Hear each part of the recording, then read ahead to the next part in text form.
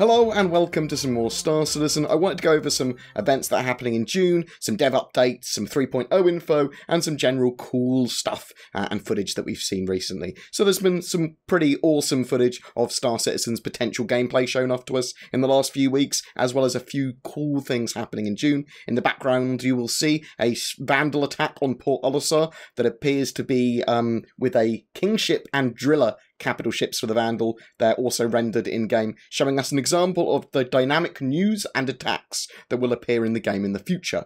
Then there's also, after that, you'll see a tribute to Alien with a reclaimer discovering what appears to be some form of Vanduul ship or technology on a planet as well.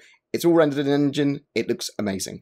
There is a subscribers town hall happening on the 6th of June as well with the props team. They add spice into the world of Star Citizen, but obviously have quite a few important applications for 3.0, like set dressing, ammo crates, loot, and a lot more.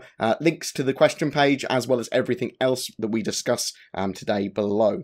The Caterpillar is available in hangar and in the Persistent Universe to all RSI subscribers throughout June. It will just appear as a ship that you can fly and spawn in as well.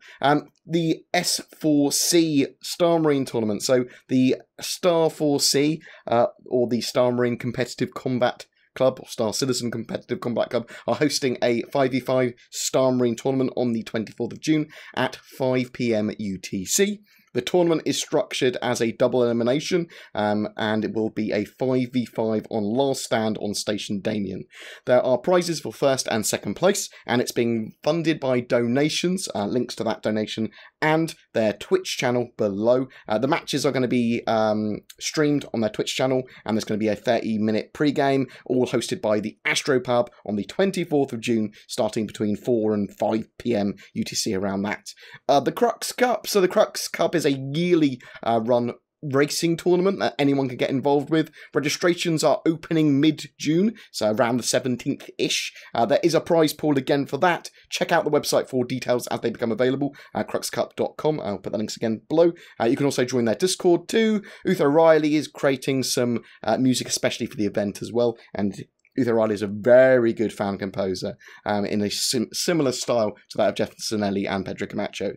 You'll be able to find all their stuff and follow it live on their Twitch too, or other people's Twitches that will be streaming at the event. More details to come soon. Some dev updates. I wanted to talk a little bit more about Item System 2.0 gameplay that the devs have been talking about recently on Spectrum. Systems will have more limitations for heat, power, and items in 3.0.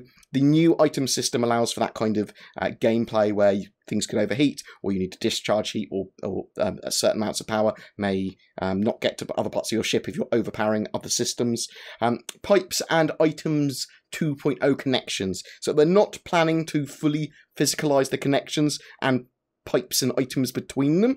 Damage to certain areas might cause power to be disrupted or rerouted. There will be connections between those systems, but they're not physically creating the wires between them that can then be destroyed. They may add physically exposed physicalization of that kind of stuff in the future. They're just, at the moment, they're not considering that as a thing. They are aiming as a stretch goal to have docking and undocking of the P-52 inside the Constellation, so it will be able to be clamped and unclamped for Alpha 3.0. There are tech issues that may block that's inclusion if they're not solved in time. There are no functional escape pods in 3.0. If you exit your ship while in a moon or planet's atmosphere, you will fall and die in Alpha 3.0. Parachutes and ways to survive ejections will be in future patches. They're just not in at the moment. Ground vehicles will have mapping for HOTAS controllers as well as mouse and keyboard. And mess halls and living areas on ships will affect your stamina in the future, but not for 3.0. They will have some form of effect that are unlikely to be a huge gameplay effect, but we'll have to wait and see.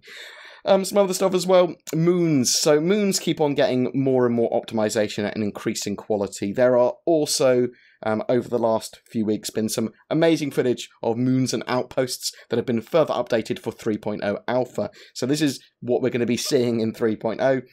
So it's some pretty stuff. It looks like it's going to be a lot going on with the interiors of outposts, much more interesting surfaces on moons, and some great contrast with the day and night cycles as well. Every month we give away a ship for the end of May. It's an Avenger Titan. All you need to do is be subscribed on my YouTube channel and comment on my Star Citizen content during that month on any video. Do you have any questions for me or about Star Citizen or about Alpha 3.0, about any of the ships, or any video ideas that you would like me to cover or subjects that you'd like me to cover? A special thanks to my Patreons who allow me to create the amount of content I do. If you're interested in becoming one of them, there is a link to Patreon below, as well as everything else we've discussed. Please do not forget to like and subscribe, as it really does help me, and I will see you in the verse.